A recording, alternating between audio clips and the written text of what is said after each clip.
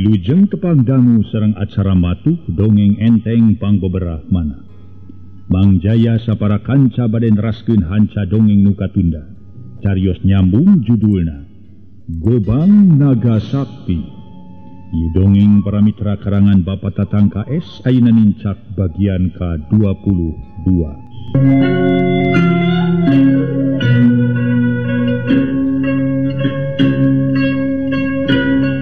Para mitra kaum dangu, somad bisa ari dina nema nao para wargi. Da memang nya lamun dipikir kapalebah dinya nama Japar korban teh sarua jeung dikaniaya ku Bardawi bapana. Sabab anak buahna ngaderma ngalaksanakeun parentah ti manehna. Oge somad jeung si Jobin teu ngahaja-haja rek tarung jeung Japar. Eta mah geus kitu we cukang lantaranana Japar kudu korban ku jalan tarung ngayunan dua jelema. Dipikir kadinya mah Kang Japar korban teh sarua jeung dipahalaku walak bapana mah. Umatak di waktuna kuring rek ngayakeun balitungan pati. Mulangkeun ka nyeri tinu sejena. Umatapna urang mah bismillah. Perkara diri kuring apes atawa jaya, panjang atawa pondok umur gumantung kana takdirna ti Allah Azza wa Jalla. Ceuk mantili geus gilig pikir gede hate kalawan teu mikirkeun sieun pegat pati rek ngayakeun balitungan pati jeung Ki Bardawi. Harita mantili jeung somad arinit deui. Anu tujuanana para mitra rek ngajorag ka Ki Bardawi. Tapi harita sanggeus arinit deui ti eta tempat nyimantili jeung somad. Teu waka kebat kanu dituju manehna ngadon nyarimpang heula ka warung rek dalahar sabab inditna ti imah manor emed teh sasacan sasara pisan. Tuna kayan mantili jeung somad nu keur ngadon dalahar di warung. Urang selang nyaritakeun perkara Ki Bardawi gawena iji gimbrang sigana teh teu geunah cicing. Hampir sapeuting ceput Ki Bardawi ngan hayang amuk-amukan. Anak buahna nu araya di imah kabeh dicarekan disia-sia digoblok-goblok ditolo-tolo. Bume si Jobin jeung somad nu diutus ngadatangan manor emed teh eueuh bae bali. Da geus kitu sifat Ki Bardawi tadi geus dicaritakeun nincak kana peribasa. Adat kakurung ku iga kuat adat batan wara. Hese rek nyorang kana jalan pibenereun teh. Naon rupa hayang meunang sorangan, hayang meunang sorangan. Lamun aya kaamek ka saurang sok terus meupeus keuyang kanu teu boga dosa. Komo lamun aya nu wani nemal sok malikan kanu nemalna. Dipikir-pikir ku aing behna. Meni eueuh nu sababenuleun si bedul teh. Eueuh nu sahulueun coy ieu tolo jol ieu goblok.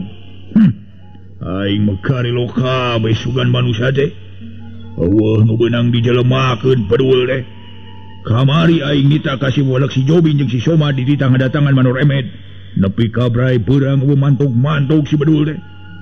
Nah kalalo jor kitu dicekekan ku juri kuris atawa anu modaran di tengah jalan. Jadi tungtungna mangajengkelkeun kana hate.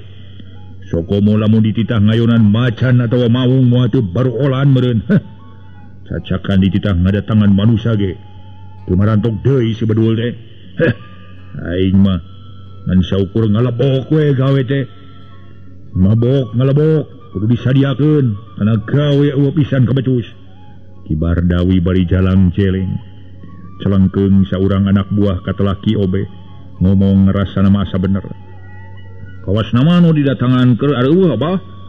Dari nyampak arem piraku si Jobin jeung si Somad teu buru-buru balik. Kana kitu ge meureun keur areueuh jelmana tuluy ditungguan nepi ka ayeuna abah. Pokna atuh dikitukeun ku Ki Bardawi kalah malik ti pupun cereng. Teu sirik narek meuleuy buleut. Odong ngabajot sia jurik.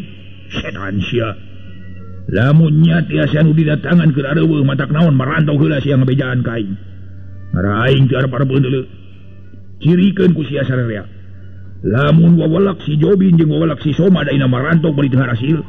Moal kungsi ditanya deui ku aing, jang jadi papageun ku congok gobang deuleu. Sok di antara sia-sia nu araya. Saha nu wani ngahalangan? Lamun aing nyeun tindakan kadua manusia. Jadi sapat kabeh beungna ku aing. Dicacar bolang ku aing tuman deuleu. Ki Bardawi bari beungeut sebu geuneuk lir beusi atah beuleuh. Budi merengut haseum untuk kakarot panon duluk bila ka anak buahna nu keur ngarariung ditepas. Atuh anak buahna jempling teu beda 3 angka tincak. Saurang ge eueuh nu wani ngaromong deui kabeh tarungkul kawas bueuk meunang mabuk. Ukur panon we ting kariceu. Jengkat Ki Bardawi ka jero bari najong teko dina lawang. Atuh caina muncrat ka mana-mana. tekona penyon datang ka jero aya kendi wadah cai herang dina luhur meja dibalangkeun kana panto nu ka dapur. Atuh kendi ancur caina ngabayabah. Hampir aya kana setengah jam na kibar Dawi teu bijil-bijil deui. Duka di kamarna, duka di tengah imah. Gelenti si obeh ngomong ka baturna setengah haharewosan. Dengku kitu dek mah euy bieu ngadenge suara si Abah. Asa ngadenge suara gelap tengah poe ereng-erengan euy. Udah si laing atuh sok disiar wae picilakaeun teh si laing mah sok aya wae. Cek dewek tadi kumaha sia ngomong teh ka laing. Lamun si Abah keur aya ka amal kula sok pipilueun ngomong laing teh ngajedog we masing manehna rek ngeceblak ge. Rek awong-awongan antep we nah. Si laing masih kan atur bibir teu urang dibejaan pisan jadi kitu tah akibatna.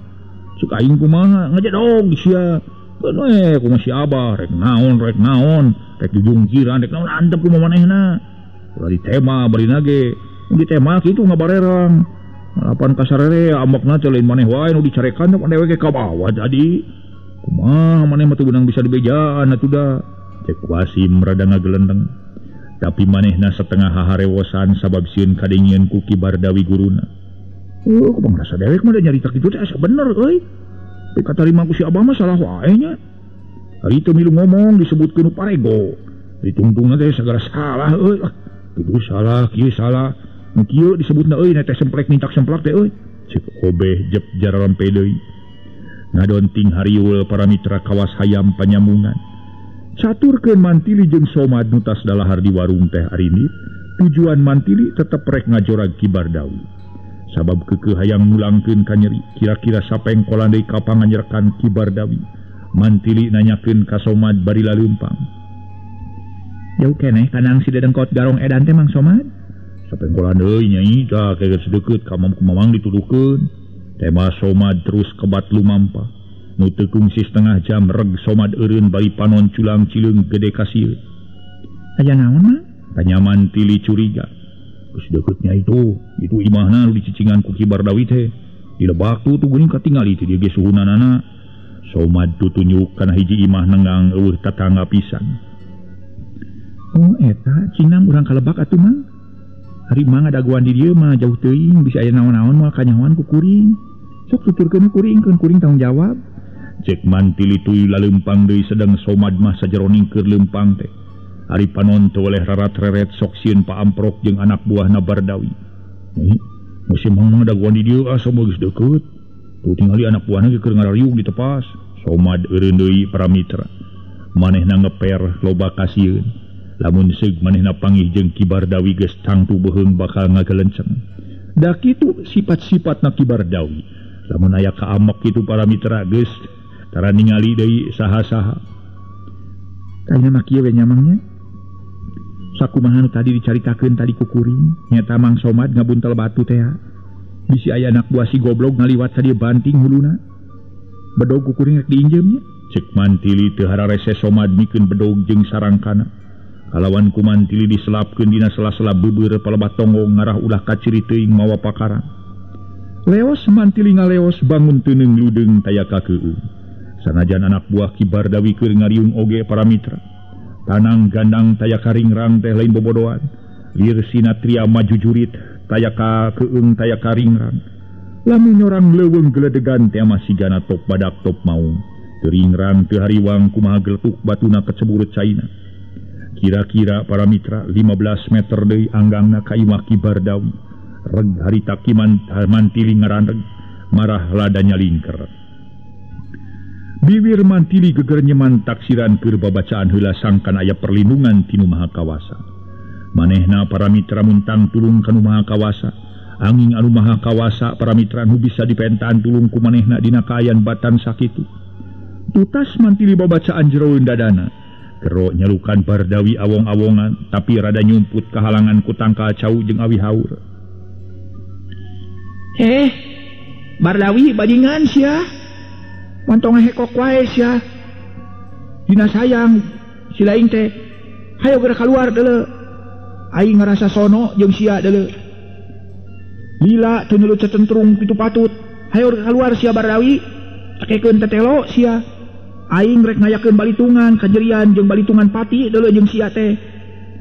Cek mantili sora tarik para mitra nepi kangengkreng atuh anak buah Bardawi. Kurang lih 8 urang nukir ngarariung di tepas caruring hak malah sibireret jeung batur. Sora mantili memang para mitra ngagunakeun tanaga luar biasa. Manehna ngagunakeun tanaga anelan sangkan sorana para mitra bisa kadengengkreng jelas. Sok sanyajan ti tempat eta teh jauh ke tempatna Ki Bardawi. Kabeneran para wargi harita Bardawi keluar sarta nanyakeun ke anak buahna, "Sahan wau ngawangan barudak? Kadengi ku aing sia sora awewe mending ngengkreng sorana." "Saha?" "Nya bah kadengena mah sora awewe ngan teuing di mana da teu katingali jerimna bah." Temal obeh para mitra gero mantili ngagero deui. "Bardawi, hayo geura keluar sia, montong ngajadog wae dina kandang bagong sia. Sok buru-buru urang ngayakeun balitungan pati jeung aing. Sia setan kaparat sia. Geura keluar sia montong hekok wae badul." Pokna para mitra tupuguh we para wargi sadaya. Sasat Bardawi ti kamari keur aya kakeheul ka anak buahna. Kulantaran para mitra si Jobin jeung si Somadu dititah ku manehna, titah neang anakna Mantri Emed anu katelah rana anyar tea para wargi sadaya. Teu datang-datang kakeheul ngagenduk dina hatena. Harita malah mepeus keuyang ka anak buah sejen kari-kari ayeuna aya nu nangtang, malah nu nangtangna awewe di para wargi sadaya. Kumaha harita Ki Bardawi? Harita teh para mitra teu matak aneh lamun seug Bardawi ngentam panas. "Saha sia ha? Manusia teu jurig deuleu. Lamun manusia montong ngajablog bari teu bukti deuleu. Hayo geura sing hareupan ka aing. Montong siga jurig sia make nyungkut sagala, mun wani adu hareupan jeung aing. Nah sia baduel teh wani-wani ngomong bari teu aya bukti." Cek Bardawi bari ngajega dina golodog, sedeng anak buahna 8 urang geus tarurun kaburuan. Kabeh carincing pageuh kancing saringset pageuh iket bisi aya siku si wulu-wulu mau ngamuk gajah mata, bisi aya galagah kancana manehna ge kudu turun para mitra sadaya. Demi ngabela sahenteuna bae ngeungil ngabela komplotan guruna nu katelah para mitra Ki Bardawi alias Bahrewo. "Gampang aing ngajadi mah deuleu, tapi sia nu kudu turun heula kaburuan. Sok sia." "Setan hayo adu hareupan jeung aing sia bedul." Bardawi tulun kaburuan harita. "Ieu aing sia bangsat edan." Cek mantili bari jeleng luncat kaburuan terus ngajega adu hareupan sakedapan mah Bardawi ngahuleng. Sabab teu disangka-sangka baris tepung deui jeung mantili. Ngaso heula para wargi kumaha aya tarungna antawis Ki Bardawi jeung mantili. Mangga antos para mitra kemang jaya ngaso heula. Antos sakedap salse we salse.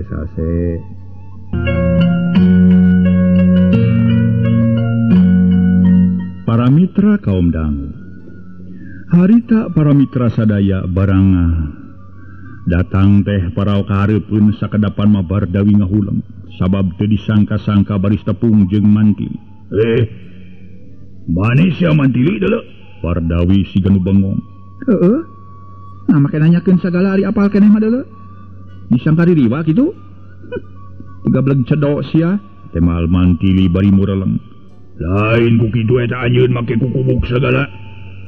Nah anjeun teh geus bosen hirup sia mantili, kuntilanak sia." "Montong loba huntu sia Bardawi, keur tongar sia ngohor deuleu offset huntu teh. Samalah keur anjeun kudu ngarasa atoh kadatangan ku kaula. Kapan anjeun teh hayang mahalak ka kuring lain? Bari anak anjeun ngaran Japar dikakalakeun ku anjeun, ayeuna kaula ngahaja datang sorangan ka dieu. Bari teu hese neangan anjeun neangan kaula. Anjeun teh nu matak dor geura laksanakeun niat anjeun maragatkeun nyawa si mantili. Gableg ilmu sabaraha telebu geura eberehkeun geura tibankeun ka si mantili deuleu. Aing sok sanajan awewe wani ngalawan sia. Sok sanajan sia jangkung badag moal ditarajean ku aing deuleu." Temal mantili bener-bener gede hate leber wawanen. Make hayang silih jajal jeung Bardawi jelema garang.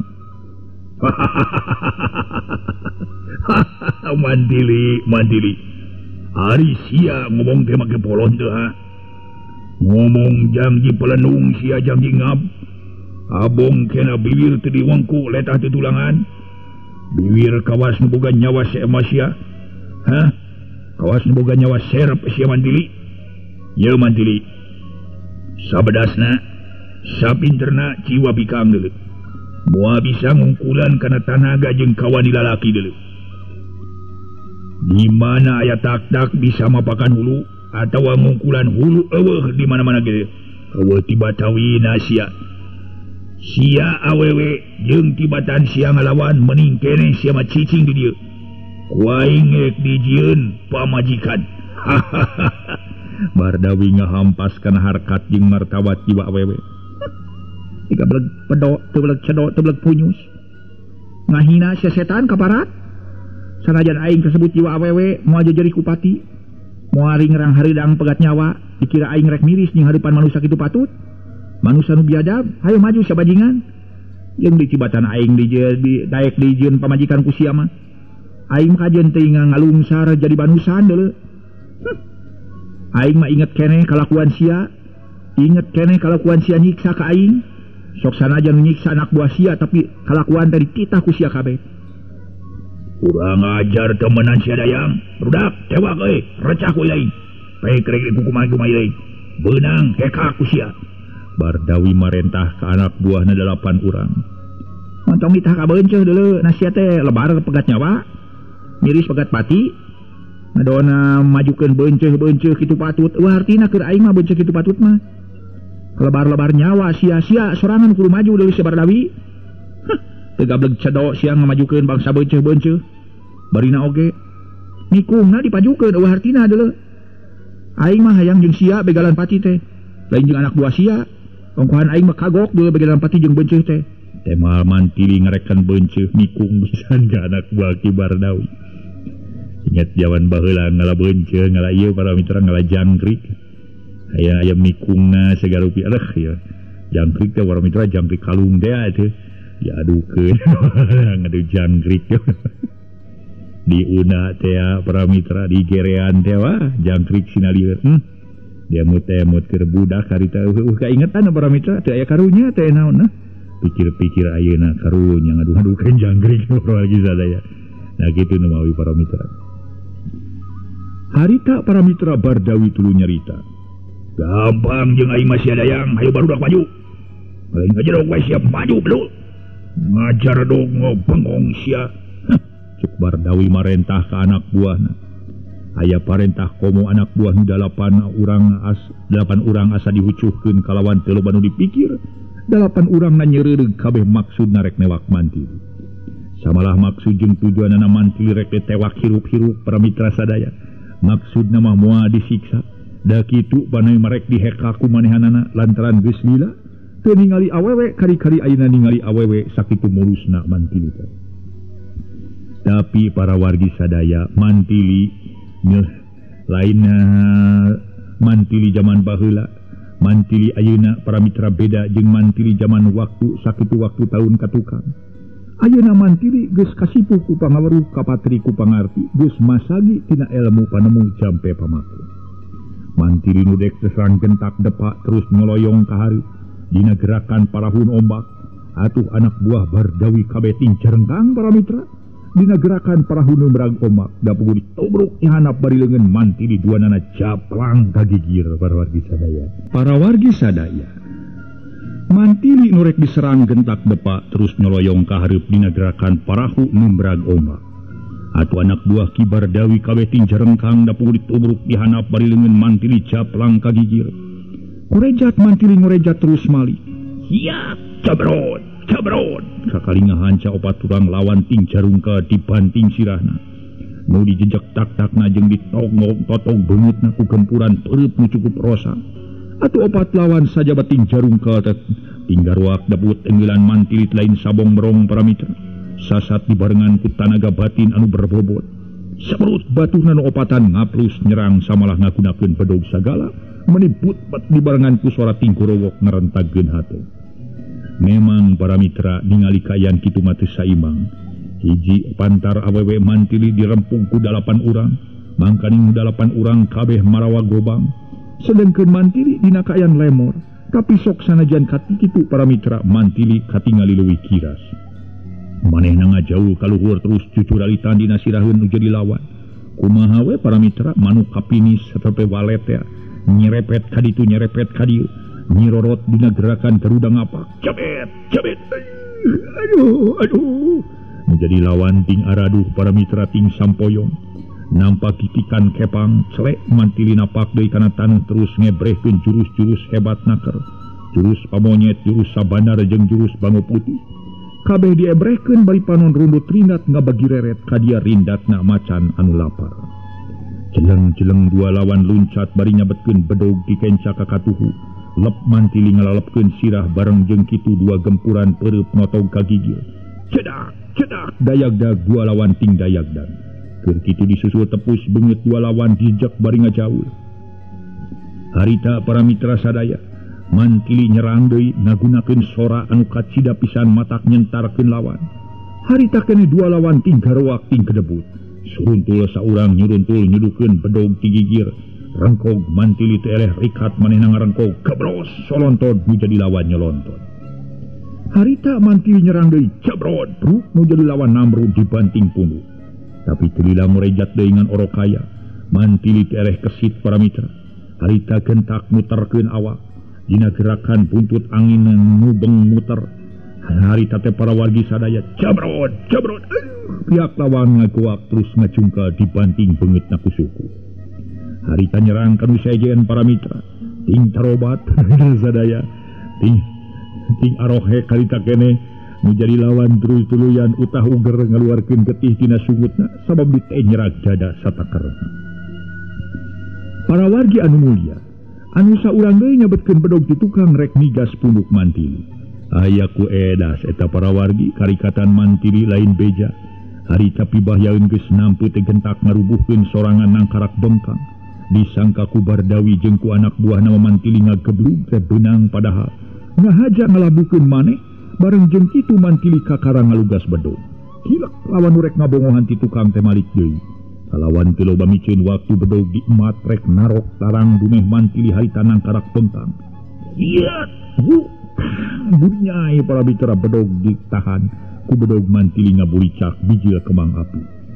Sakiceup kareret dada nu jadi lawan molongpong. Atuh puguh we keur mantili mami asang ngina-ngina keur dampal suku duana ngajejek dada bari ngorejat dina gerakan bogo ngajol. Cungkal menjadi lawan ngacungka nang karak bengkang. Harita kene diserang. Siap pres.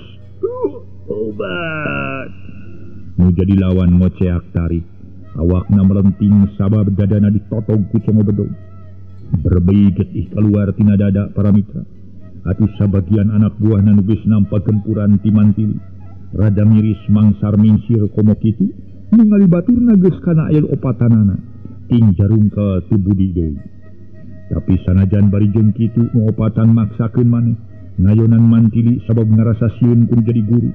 Jeleng saurang luncat nyerang mantili curalat-curalit mantili siga nu setengah ngaheureuyan pihak lawan ngadon jujuralitan ka tukang. Belak nang lalangkarakan nemongkeun lelewa. Dipalar nu jadi lawan beuki panas hate. Gereleng-gereleng para mitra. Mantili gegerelengan kasisi ka gigir dina gerakan macan ocon. Atuh bedog ti pihak lawan ukur hasil narokan taneuh jeung batu nu ting beletak karita teh para wargi. Mantili ngagorowok bari nadahkeun dampaleungeun kenca ka tilu urang lawan nu ting seureudeuh gerek nyerang. Si horeng mantili ngaluarkeun elmu panemu jampe pamake. Mantili ngaluarkeun wawasen harita, ngaluarkeun tanaga luar biasa rongkahna. Puguh we tilu urang lawan ngadon pating dayagdag sigan geus seret terus blaglug lalabu. Tapi teu lila ting korejat deui. Jari-jari tilu urang lawan ngadon ting jari-jari sigan lieur para mitra bari jeung gogodeg sagala. Gogodeg lagi deui garwan. Bae nu lieur para mitra godagi deui bari ting solonton. Saurang nyolonton ka hareupeun mantili. Obat. Pihak lawan nyolonton teh ngagoa tarik sabab mantili malikeun bedog ka gigir. Atuh congo bawa bedog para mitra daek teu daek niruk kana kekemplong lawan. Lawan narubuh. Ditingali ku Ki Bardawi anak buah karidua deui. Samalah nu duaan ngadon ting palecir jicir lalumpatan sedeng jalana ka tempat anu dipake nyumput ku Somad. Bari hate Somad geus siap sadia ngagembol batu torojo saurang kahareupanana. Yuk, beledag dibanting ku Somad. Kuak rubuh. Torojo saurang deui. Yuk, beledag cungkel dua nana para mitra. Geus ngajaloprak. Sirahna baloboran ku getih dibantingan ku Somad. Nah soheula para wargi sadaya deh. Ramai tarung daya. Pasti pangramena mantili ngalawan para mitra sadaya Ki Bardawi. namun Mang Jaya bade ngaso heula ngaso.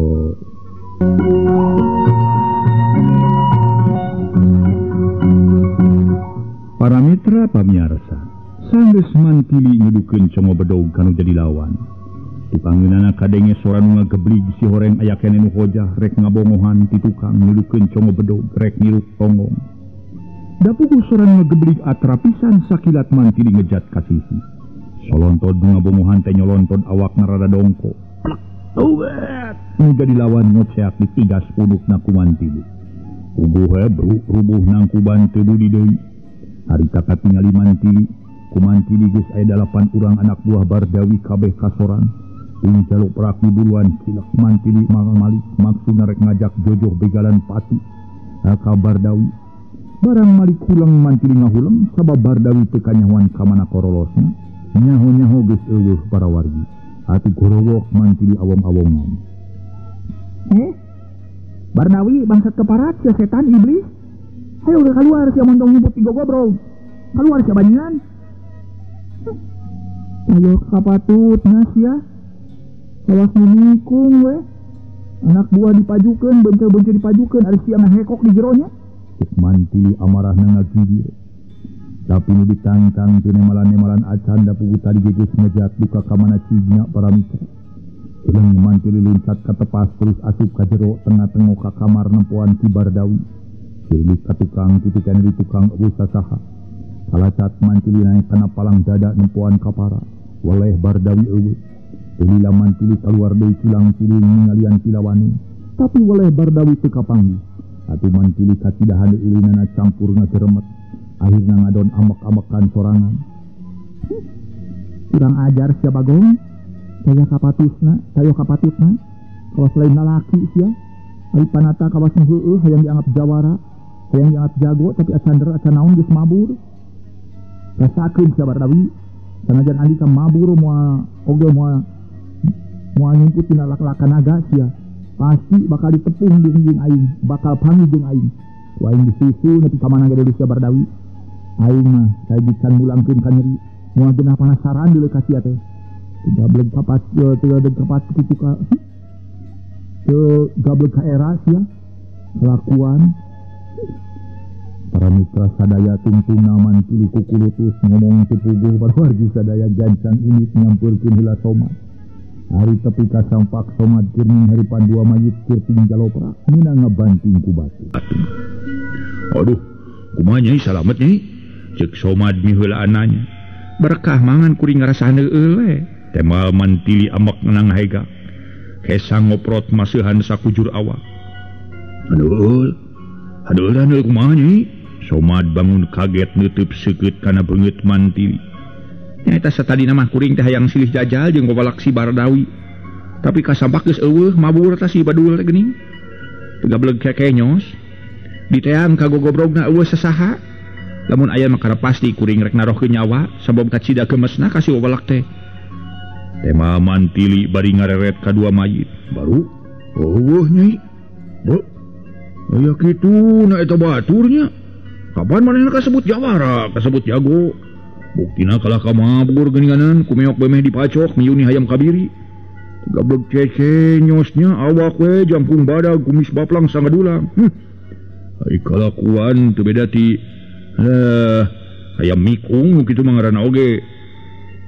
Aya wae nya. Yah.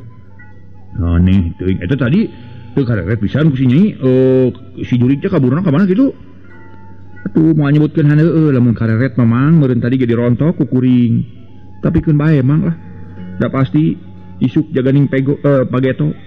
Pasti bakal tepung jeung kuring. Ka ayeuna mah mang aku mah satuluyna nah rek tulus milu jeung kuring ngarek balik kasarakan. Mantili para mitra satuluyna nanya kana pamadegan somat. Sabab tadi ge keur mantili mah para mitra. Henteu ngajak somat keur pibatur. Nyai keur mang malah moal luncat mulang. Pokona mah mang moal ingkar tina tali gadang. Ceuk kasarna moal rek ngaletak deui ciduh nu geus semurag kana taneuh nyai lah. Sajabati kitu mang teh geus janji rek terus ulun bula we ka nyai ceuk paribasana ku nyai rek dibawa terus bumi rek ngapak mega atawa rek dibawa ka dasar lautan lah mang mah moal rek ngajauhan ti nyai kitu. Nyai salamet atuh Mang salamet kitu, Nyai cilaka atuh Mang cilaka. Jadi nu hartina mah keur diri Mang marek terus maturan Nyai kitu nuturkeun. Rek ulun kumaha we atuh Mang mah Nyai lah. Sagawe-gawe kumaha naon teh dipiurangna ku Nyai kitu. Heudeui tu eta ku Nyai pokona malah kumaha Nyai we Mang mah. Tak kitu maksa ge keur minangka ganek we tu Mang mah tu Nyai lah. Teh mah somad tetep manehna rek terus milungna hiji jeung mantili. Ari sabab manehna ngarsasieun kapangih ku Bardawi. Komo kitu Bardawi ngejat teu kanyahoan korolosna ku mantili. Da geus kasawang ku dirina di mana hiji waktu manehna panggih ku Bardawi seugeum manehna nyahoeun Bardawi teh. Yen manehna kungsi ngahiji jeung mantili geus pasti para mitra meureunna beuheung teh bakal sapat. Lantaran pasti Bardawi nigas manehanana, pasti Bardawi nelasan manehanana. Manehna ge teu untupan lamun kudu tarung ngalawan Ki Bardawi. Da manehna ge nyaho Bardawi teh luhur ku ilmu jembar ku pangabisa. Tapi ayeuna para mitra manggih hiji jawara anyar malah awewe jeung deui jeung kana luhur ilmu jemar pangabisana. Manehanana jojo ma aya hate rek tuluy ulun kumawula. Maksudna mah rek tuluy nuluy rek nutur-nuturkeun minangka jadi gandhe. Ya ari kitu onaman mah teu nanaon Mang da tadi ge keur kuring mah ngajak henteu nyarek henteu gumantung kana pikiran Mang sorangan. Hari sakira-kira ridho mah ku kuring di bawah sangsara balangsak bari lalakon kuring panjang keneh. Nu dimaksud panjang keneh lalakon teh kahiji hayang maluruh anu jadi lanceuk, nah aya keneh di kieuna ataha geus maot. Lamun aya bejana geus maot hayang nyaho kuburanana. Syukur-syukur lamun aya keneh bari bisa tepung jeung kuring. Eta nu dipenta.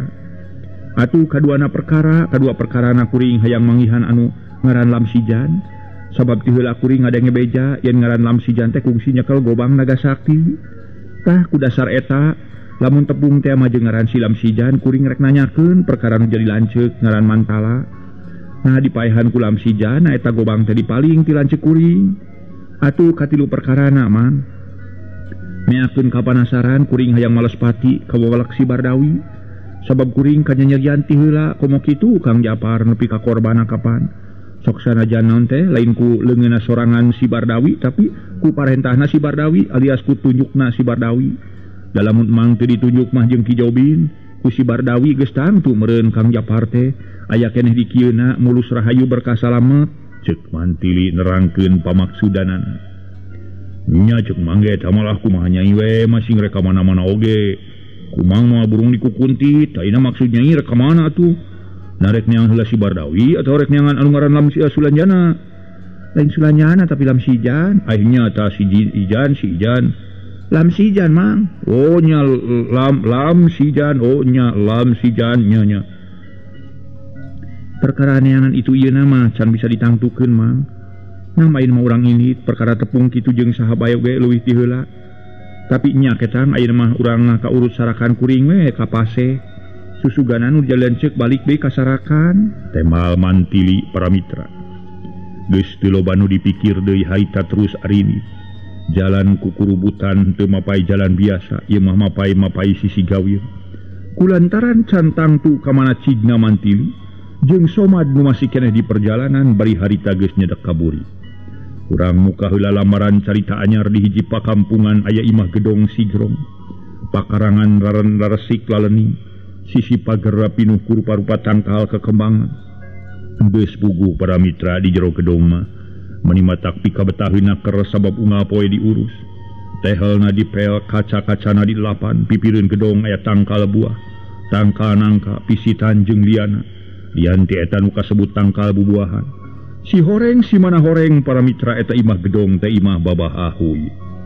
Harita keur niis di teras bari ngelepus ulun. Make baju hideung para wargi, sagalana hideung bajuna teh. Janggot jeung kumis Babah Ahuy geus panjang, make kerpus hideung di para wargi. Kabiasaana meureun para mitra. Samodel kerpus haji nyengcle. Sakapeung-kapeungeun Babah Ahuy ngareret kana kurung manuk titiran di sada balaleger. Ongkohan Babah Ahuy resepeun pisan kana manuk titiran jeung hayam kate. Heuleut setengah jam waktu Babah Ahuy keur ngadedengikeun sora manuk titiran. Torojol anakna anu katelah memei nyampeurkeun gek diuk. Sakedapan mah memei neuteup ka Babah Ahuy bapana nu keur tatanggahan harita ningali manuk titiran teu lila pok memei nyarita. Papa, Meme mau bicara sebentar ya sama Papa ya. Pokna, hayya mau bicara ha. Lagi lihat burung itu ha. Kamu ganggu saja Papa. Mau bicara soal apa ha Meme? Tanya Bah Ahui itu. Begini Papa, tapi Papa jangan marah ya sama Meme ya. Hayya, kila-kila. Orang tidak punya salah sama Papa, harus marah. Mama, masa Papa harus malah-malah? Papa juga punya pikiran, bukan orang gila. Kamu mau ngomong apa sama Papa? Kamu terus terang sama Papa supaya Papa bisa omong sama kamu. Jadi mau omong soal apa? Ngomong langsung saja. Baba Ahui. Begini Papa, Meme sudah 2 hari ingat saja sama Kang Lamsijan. Hayya, bagaimana? Hayya, Papa dengar kamu ingat sama siang. Iya Papa, sudah 2 hari Meme ingat saja. Hayya, ingat lagi mana kamu ha? Kamu orang ingat sama siang. Orang lagi kerja sama si Tuang Hengli. Harus ingat saja. Kamu tidak bisa ingat sama dia, Tidak usah ingat sama dia. Pokoknya ia orang sedang kerja, tidak perlu diingat dia. Bagaimana kamu Meme ha? Bukan begitu Papa, sebetulnya Meme itu jatuh. Cek Meme itu kebat si ganu berat. Jatuh? Siapa yang jatuh ha? Baba Ahui bangun kaget. Bukan jatuh terpleset Papa. Meme mai Papa, jatuh cinta sama Kang Lamsiang. Tema Meme terus terang si horeng manena katarik ati kabanang asmara ngaran Lamsian. Kumaha atuh tinakan Baba Ahui para mitra ngaso heula.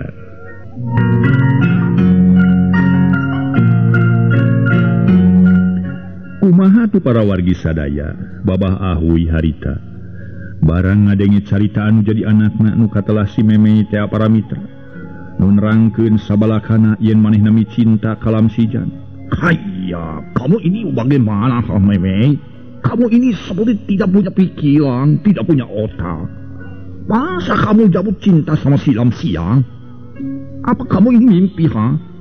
Si Lamsiang itu orang apa? Si Lamsiang itu bangsa apa? Itu si Lamsiang orang kampung, orang Sunda. Masa kamu jatuh cinta sama orang Sunda lain bangsa? Kira-kira tuh kita orang Cina, kita ini orang kaya. Kalau kamu suka sama si Lamsiang, lalu kamu kawin sama dia, mau makan apa Mau makan pasir? Mau makan watu Mau makan buut? Papa tidak suka. Jangan kawin sama si Lamsiang. Papa tidak kasih izin. Kamu turunan Cina, mesti kawin sama bangsa Cina lagi. Harus punya pikiran, pakai otak. Kamu mesti kawin sama orang Cina lagi. Cari orang yang setanding sama kita punya kekayaan. Kamu orang kaya, Papa orang kaya, kamu juga kaya.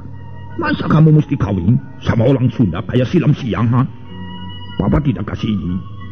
Pokoknya Papa tidak setuju Cek Baba Ahui ngagelendeng Meme anakna kalawan nolak karena niatnya jadi anak. Ini cinta ka Lamsijan dumeh, lain bangsa, lain harkat darajat. Apa salahnya Papa saya punya suami sama bangsa Indonesia? Kan Kang Lamsijan tuh sama orang, kan kita sama-sama orang, sama satu Tuhan Papa. Cek Meme bari neuteuk. Hayya, memang betul. Semua orang sama satu Tuhan. Tapi itu lain bangsa, lain agama. Dia orang itu orang Sunda, orang miskin. Masa mesti kawin sama kamu? Tidak, Meme. Papa tidak setuju. Nah, saya juga tahu Papa lain bangsa lain agama, tapi apa salahnya? Bangsa saya punya suami sama bangsa lain. Pokoknya orang yang jujur, orang yang baik-baik. Untuk apa saya punya suami satu bangsa juga kalau orangnya tidak jujur, tidak baik. Perkara makan, masa ada orang makan pasir atau makan dedak atau makan makan buut. Pasti makan nasi Pak sama dengan kita. Meme itu boleh nama lang kan jadi bapak. Kulantaran para mitra hatena geus masket bae lengket ka Lamsijan. Ceuk paribasana Lamsijan ka impi-impi mun peuting ka impi-impi beurang ka picangcam. Aya dina kongkolak matana para mitra katingali we ka sawang salilana. Kaya, kamu ini bagaimana Memei? Kamu sudah berani ngomong kata-kata sama orang tua. Kamu sudah melawan sama papa, ha? Jangankan papa, kok lu si Hengking pasti tidak setuju. Kamu punya suami sama siang-siang, lain bangsa, lain agama. Kamu jangan berani-berani bantah papa ya. Kalau kamu berani bantah papa, nanti lu jadi orang lolaka. Tidak, pokoknya papa tidak setuju. Kamu orang mesti kawin sama orang Cina lagi. Cari orang yang sederajat sama kita. Orang kaya sama-sama kaya. Temal Babah Ahui tetap nolak. Koko sudah setuju, Papa. Memei baut. Setuju apa? Ya sudah setuju, saya mau sama Kang Lamsijan. Iya, itu omong kosong. Itu omong lu sendiri, ha. Masa Koko lu kasih izin kamu punya selaki sama orang kampung? Kalau Papa tidak setuju, biar saya mau lari aja dari sini. Cuk Memei ngajengkat terus asup ke kamar. Hayya Memei, nanti dulu Papa mau bicara. Hayya, bagaimana ini orang? Anak kecil omong begitu. Yang betul, jangan dulu lah yang tinggi. Papa mau ngomong sama kamu orang, ha? Papa Ahui ngudag anakna, katingali anakna keur ngudukung ceuri. Memei, hayya. Kamu dengar dulu kata-kata Papa. Kamu jangan salah paham. Jangan lekas malam-malam. Papa bicara karena Papa sayang sama kamu orang. Sudah Papa jangan bicara lah. Memei tidak mau dengar perkataan Papa. Kalau begitu Papa tidak kasihan sama Memei. Memei ciriknya beki bedas. Hayya. Coba nanti Papa mau tanya sama Koko lu, ha? Hah, tepu. Ini orang bagaimana? Cek Babah Ahui bari malik maksudna mereka keluar dari kamarna. Acan ge ngalengkah para mitra dihareup kadenge sora nu kaketrok kana panto. Atuh para wargi sadaya. Babah Ahui curing hak para mitra timuru nama Keng Jin anakna nu cika datang. Hayya, itu pasti si Hengjing latang. Pokna para mitra tuluy ngoloyong keluar ti kamar. Samalah Memei oge nu keur ceurik ngorejat nuturkeun. Ngaso heula para wargi sadaya.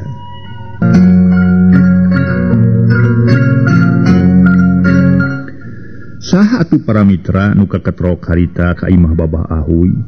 Nah Hengjin anakna atanapi saha. Barang berai panto dibuka timuru Babah Ahui nyalahan. Si horeng si mana horeng nu kaketrok kana panto teh garong opatan jarangkung gede.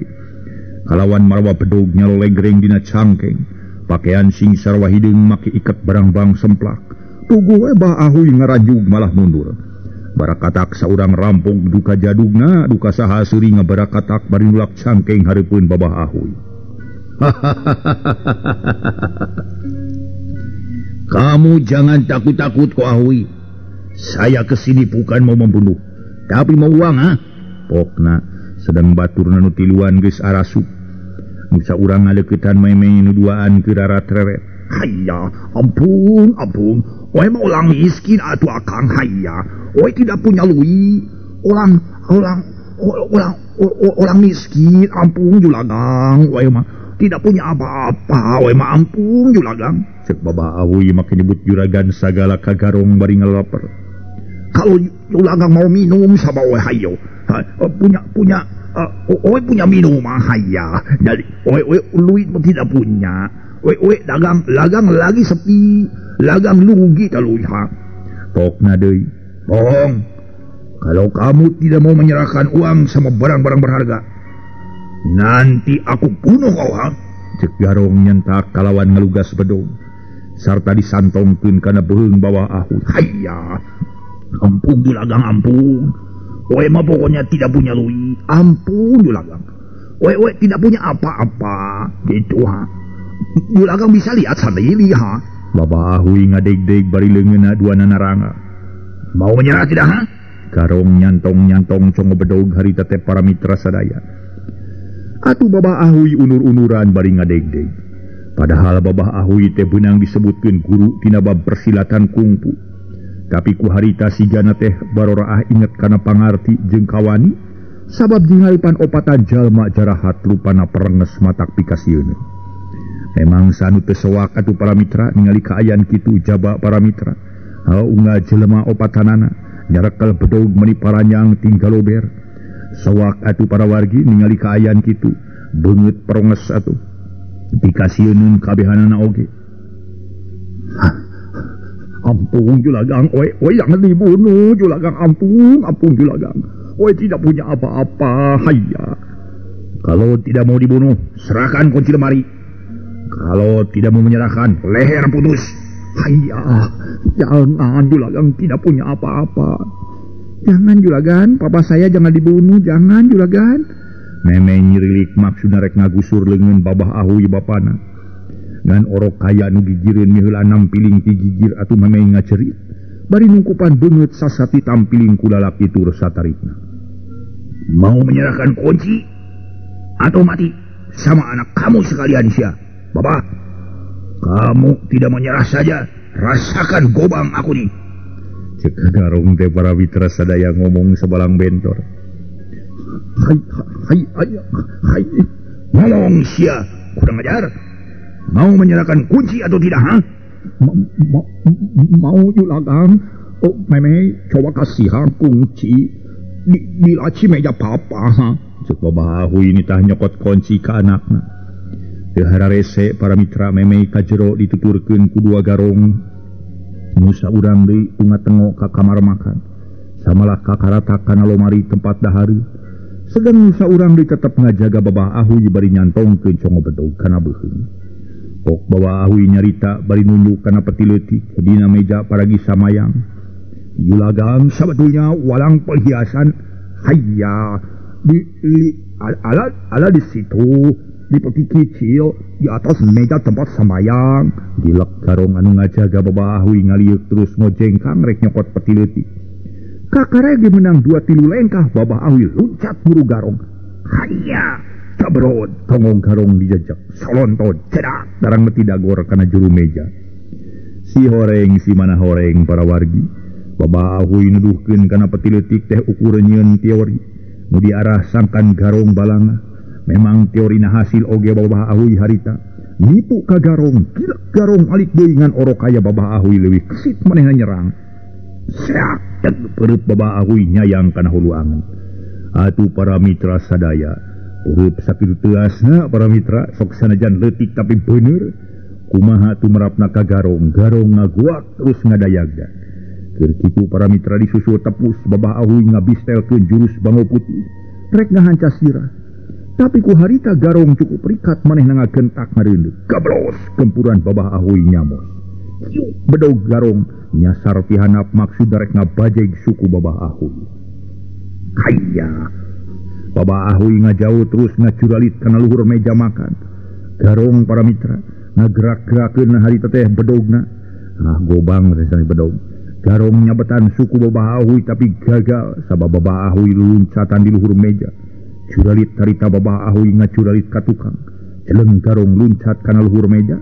Bari bedog ngadi emat rek ngarok sirah sakilat Babah Ahuy ngangkat kursi. Hayya, peletak seseukeut bedog nimpah kana sukut kursi. Harita batur anu keur tunga tengok kana lomari dahareun teh kentak kaluar sabab ngadenge sora anu dogdag di luar para wargi. Ngaso heula ngaso.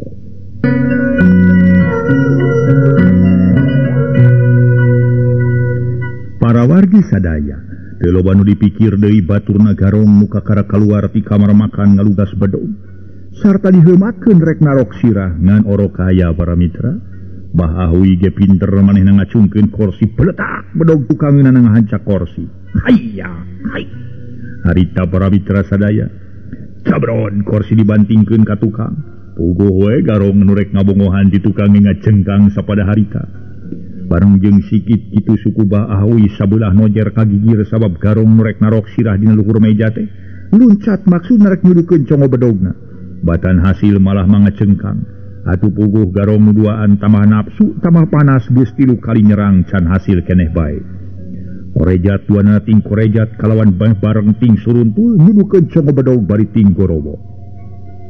Celeng curalit baawi ngacuralit ka tukang. Clek kana luhur meja bari ngarawe dua siku-siku nu nangoh luhureun bupet leutik. Nyaan Paramitra baahui sok sanajan geus kolot tapi karancing misanana tetela. Hese tandingna ningali kaayaan kitu mah. Manehna jujuralitan siga nu hampangeuna keur awakna. Malah harita Paramitra sadaya. Dua bedog but kenca katu ditadah ku dua siku-siku. Hai. Lebbawi leuwih cingceung ngalelepkeun sirahna. Seak nu saurang deui nyabetkeun bedogna ti handap. Beresur baawi ngajaweul. Hayya, hai. Hilak hiuk bledak siku-siku ti keula kenca hasil ngabanting sirah. Tumrapna Paramitra ka garong nyebut aduh nage nepi kalilana keur bakat ku nyeri. Beda Paramitra. Aduh, metot teu patos nyeri tapi aduh, nyerina nyeri pisan. nyeri lagi pisan Paramitra eta aduh ampun. Nyebut aduh mah nyerina teu patos nyeri gitu nya. Tapi aduh nyerina pisan nyerina ge para wargi urang lajeng kitu. Garong ngagoak tuluing sosoloyongan bari nyekelan sirah taksiran asa ulang dapugu dibanting kusi-kusiku satakar kebak atuh Paramitra. Kurang ajar si setan. Siet. Baturna dibanting kusi-kusiku beki nafsu.